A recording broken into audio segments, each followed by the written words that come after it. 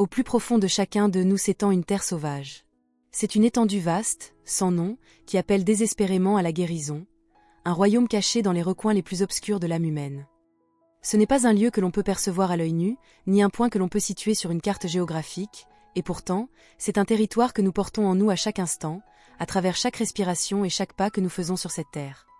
Que nous soyons au sommet de notre réussite ou que nous traversions simplement les épreuves mécaniques de l'existence, cette étendue sauvage demeure, patiente, attendant d'être enfin reconnue. Certaines personnes ne découvrent cette terre que dans le silence sacré de leurs rêves. D'autres, comme Dylan, la protagoniste du célèbre roman Le Passeur, Ferryman, n'en réalisent l'existence qu'après avoir franchi le seuil irréversible de la mort. Le grand psychologue Carl Jung a dit un jour « Votre vision ne deviendra claire que lorsque vous pourrez regarder dans votre propre cœur. Celui qui regarde à l'extérieur rêve, celui qui regarde à l'intérieur s'éveille. » Ce récit n'est pas qu'une simple fiction destinée au divertissement, c'est un voyage symbolique à travers lequel l'auteur souhaite transmettre un message d'une puissance rare. Il sert de rappel à chacun d'entre nous sur la nature profonde de l'éveil, sur la nécessité absolue de l'effort de guérison et sur le courage extraordinaire qu'il faut pour oser revenir vers l'intérieur. C'est un voyage sur lequel vous vous trouvez peut-être en ce moment même, ou que vous êtes sur le point d'entreprendre. Bonjour à toutes et à tous. Bienvenue sur Version améliorée, votre chaîne dédiée au partage de connaissances profondes sur le développement personnel holistique à travers le prisme de la littérature mondiale. Cette semaine, j'aimerais partager avec vous une exploration intitulée « L'obscurité ne vient pas pour vous engloutir, mais pour vous aider à trouver la lumière », inspirée par le chef-d'œuvre de Claire McFall, Le Passeur. Le titre lui-même, Le Passeur, évoque l'image mythologique d'un guide traversant le Styx, une silhouette silencieuse menant les âmes vers l'inconnu. Pour ceux qui découvrent cette histoire pour la première fois, elle peut sembler être un livre purement métaphysique ou surnaturel.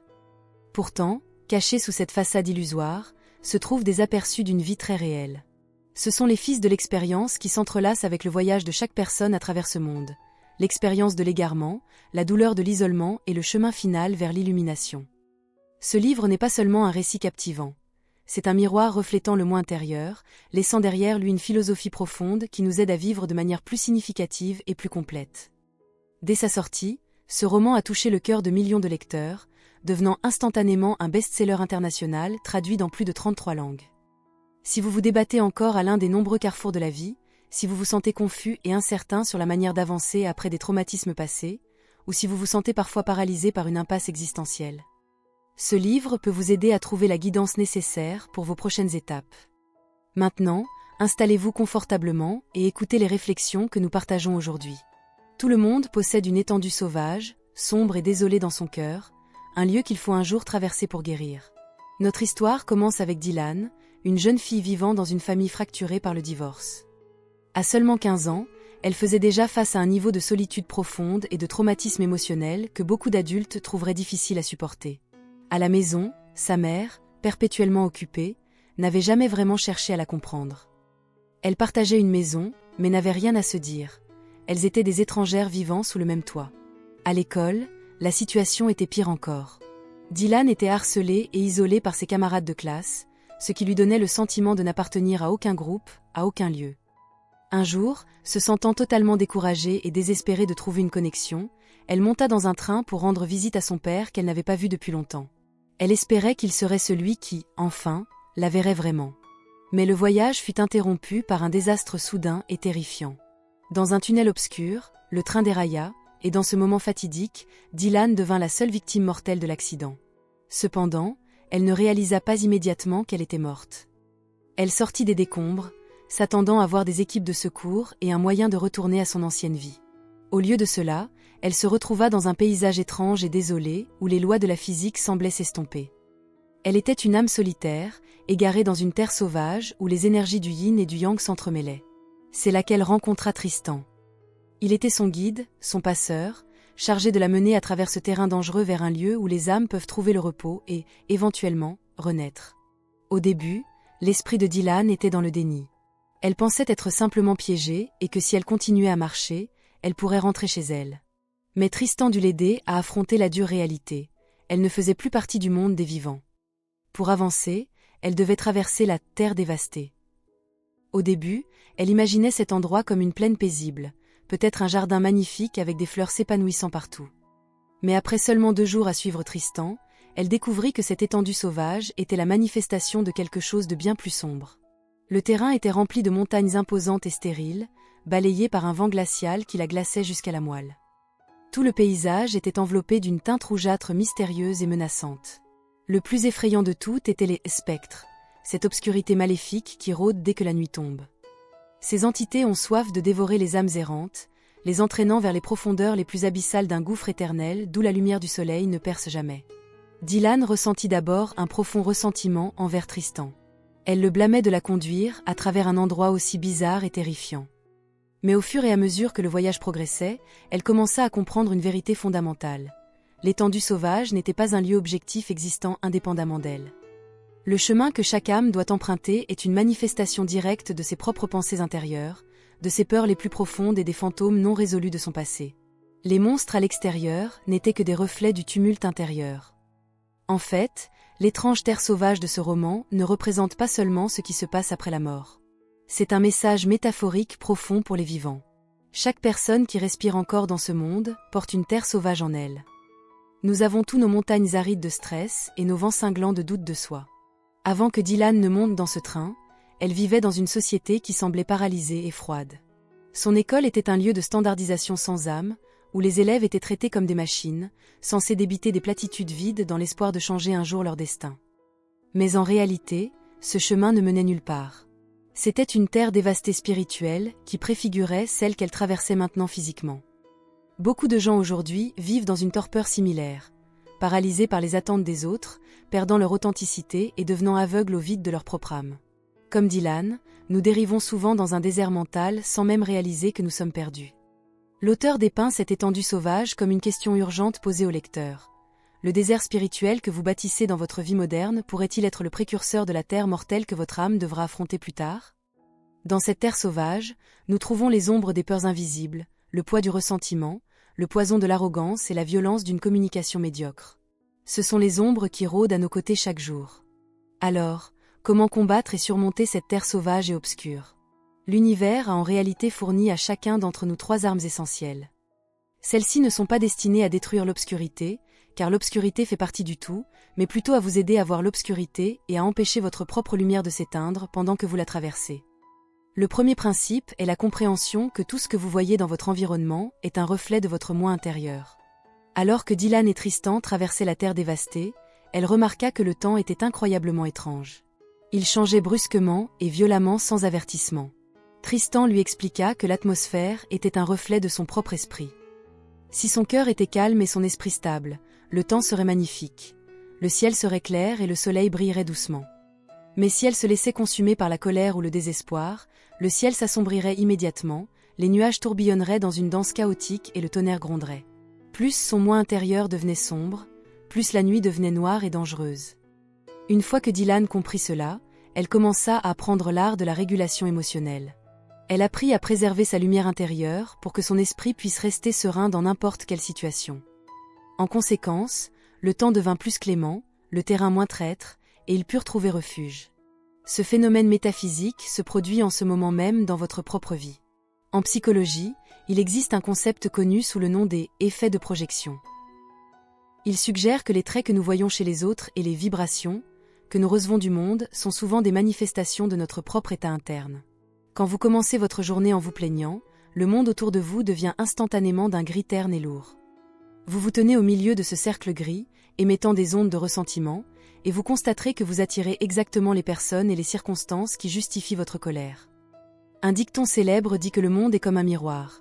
Si vous lui faites la grimace, il vous rendra votre grimace, mais si vous souriez, le reflet change. Ce n'est pas parce que le monde extérieur s'est miraculeusement amélioré, c'est parce que votre perspective a changé. La terre sauvage cesse d'être un lieu de terreur pour devenir un espace de transformation. C'est un endroit où vous pouvez enfin voir les fissures de votre âme et apprendre à les colmater. Le voyage à travers l'étendue sauvage ne consiste pas à fuir l'obscurité, mais à avoir le courage de la regarder jusqu'à trouver la lumière qui y est cachée.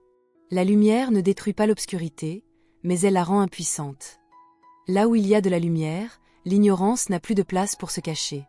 Le deuxième élément que l'auteur nous révèle est la réalisation profonde que chaque âme illuminée par l'amour et la gentillesse devient un guide pour elle-même et pour les autres.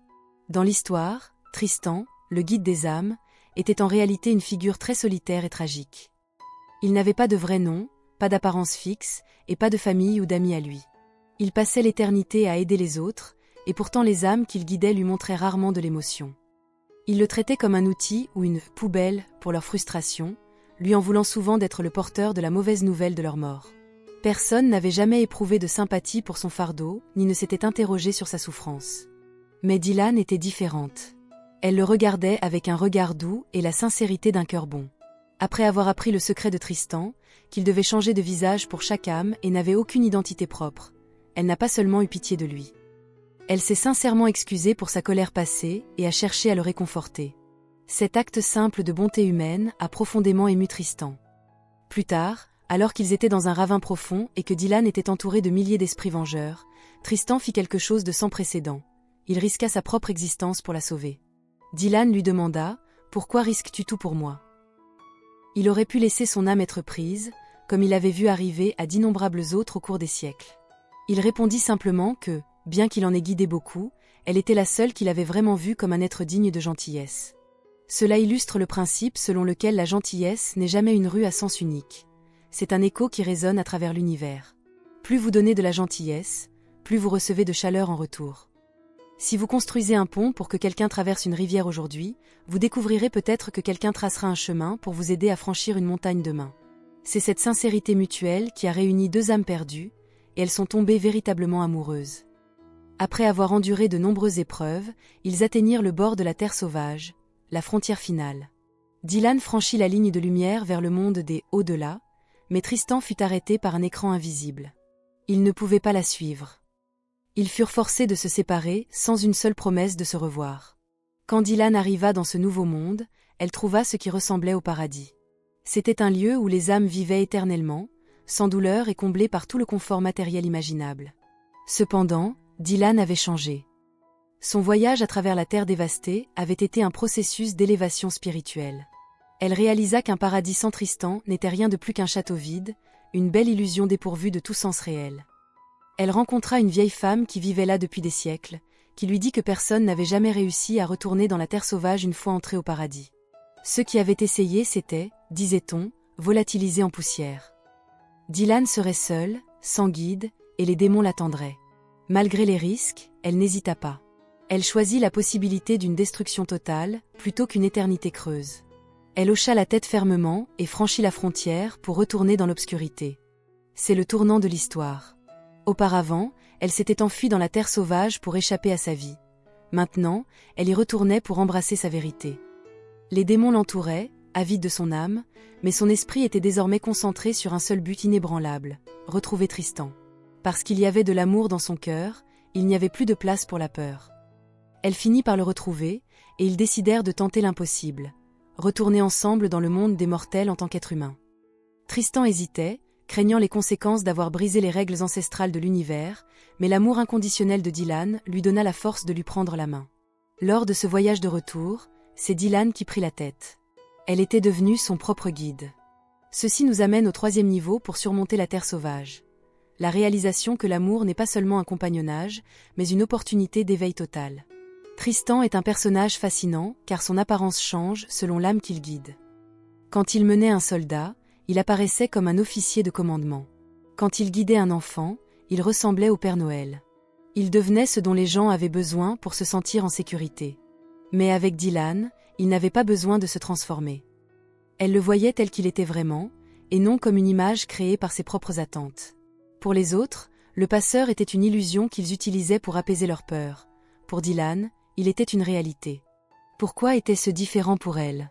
Beaucoup de lecteurs pensent que c'est parce que Dylan était le grand amour de Tristan, mais d'un point de vue psychologique, c'est une histoire d'amour de soi. Tristan représente l'autre moitié de l'âme de Dylan.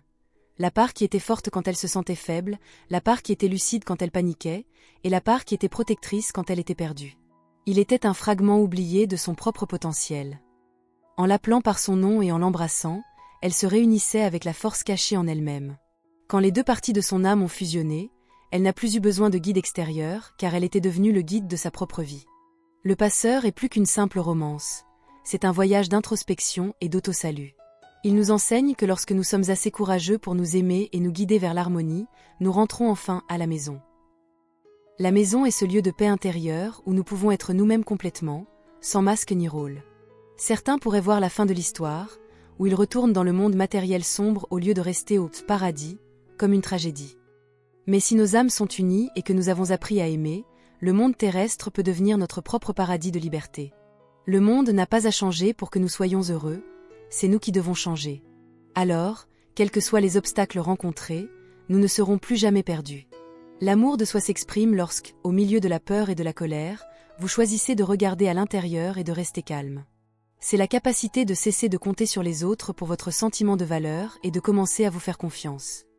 Cela signifie que peu importe ce que la vie vous lance, vous pouvez toujours traiter le monde avec un cœur sincère. Comme l'a dit Carl Jung, les gens feront n'importe quoi, aussi absurde soit-il, pour éviter de faire face à leur propre âme. Mais seuls ceux qui osent affronter la terre sauvage peuvent vraiment s'éveiller. Au lieu de fuir vos problèmes, devenez une personne dotée d'une force intérieure. Affrontez les THNGTRM, les hauts et les bas, de la vie et sauvez-vous vous-même. L'étendue sauvage de ce livre est celle qui réside en chacun de nous. Le seul moyen de trouver la lumière est d'avoir le courage de marcher au cœur des ténèbres. J'espère qu'en écoutant ceci, vous vous sentirez inspiré pour commencer votre propre voyage de retour. Soyez courageeux. Soyez constants. Et rappelez-vous que vous n'êtes jamais vraiment seul tant que vous vous avez vous-même. Merci infiniment d'avoir passé ce temps avec moi aujourd'hui. Cette immersion profonde dans la philosophie de l'âme a été un voyage pour moi tout autant que pour vous. Si vous avez trouvé cette discussion sur le passeur de Claire MC folle utile, ou si elle vous a donné une nouvelle façon de voir les défis de votre propre vie, n'hésitez pas à partager cette vidéo avec un ami ou un proche. On ne sait jamais qui peut être en train d'errer dans sa propre terre sauvage aujourd'hui, cherchant un signe pour l'aider à trouver la lumière. Chez Version Améliorée, nous nous engageons à vous apporter les enseignements les plus transformateurs de la littérature mondiale. Nous croyons que les livres sont plus que de simples histoires. Ce sont des outils pour l'élévation ultime de l'esprit humain.